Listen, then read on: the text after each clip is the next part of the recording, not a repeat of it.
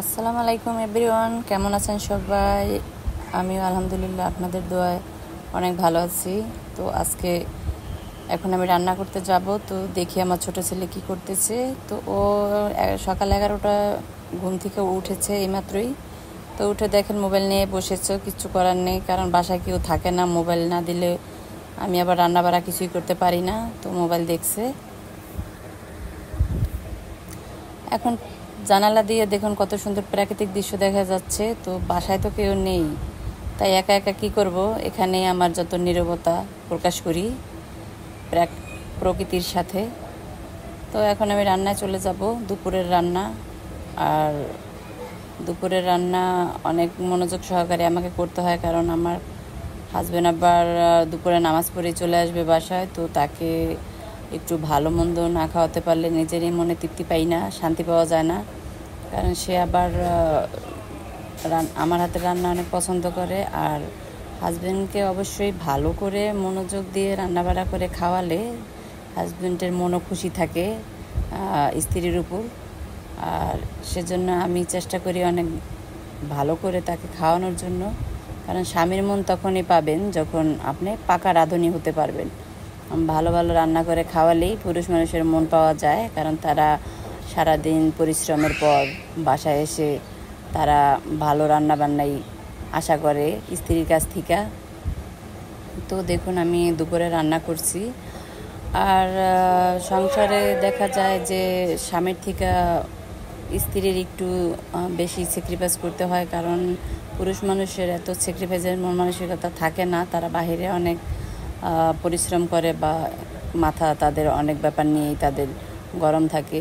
তো আমরা মেয়েদের আল্লাহ এই ধৈর্য সহ্যটুকু দিয়েছে যে আমরা স্যাক্রিফাইস করতে পারি এবং সংসারের জন্য অনেক ত্যাগ করতে পারি। সংসারের সুখের জন্য সব কিছুই আমরা মেনে নিতে পারি, যত যাই হোক। তো সবাই চেষ্টা করবেন হাজব্যান্ডকে মনের সবটুকু ভালোবাসা দিয়ে রান্নাবাড়া করে খাওয়াতে, কারণ তারা আমাদের জন্য অনেক পরিশ্রম করে, দিন শেষে অনেক কষ্ট করে এই ফ্যামিলির জন্য। সেটা যদি আমরা স্ত্রীরা না বুঝি তাহলে আর কে বুঝবে? তো আমার মতো সবাই আশা করি সবার স্বামীকে এভাবে মনোযোগ দিয়ে রান্না করে খাওয়াবেন, তাহলে সবার স্বামীর মনে সবাই এনজয় করতে পারবেন। তো মেয়েরা আজকাল ধৈর্য সহ্য বর্তমানে অনেকে করতে চায় না, কিন্তু করলে সংসারের ভালোই হয়, খারাপ হয় না। যেমন বাচ্চা কাচ্চা মানুষ করার ক্ষেত্রেও মায়ের ভূমিকা অনেক, কারণ মা যদি সংসারে ধৈর্যশীল না হয় তাহলে বাচ্চা কাচ্চাও তো মানুষ হবে না। কারণ বাবারা তো সারাদিন বাহিরেই কাজ করে, তারা তো এসে বাচ্চা কাচ্চাদের দেখার অত সুযোগ পায় না, সে কী করলো না করলো সেটা মায়েদেরই বেশি দেখে রাখতে হয়। তাই আমি চেষ্টা করি আমার সবটুকু দিয়ে আমার সন্তানদের এবং আমার বাচ্চা কাচ্চা সবাইকে ভালোভাবে কেয়ার করার জন্য, যাতে ওরা ভালোভাবে মানুষ হয়।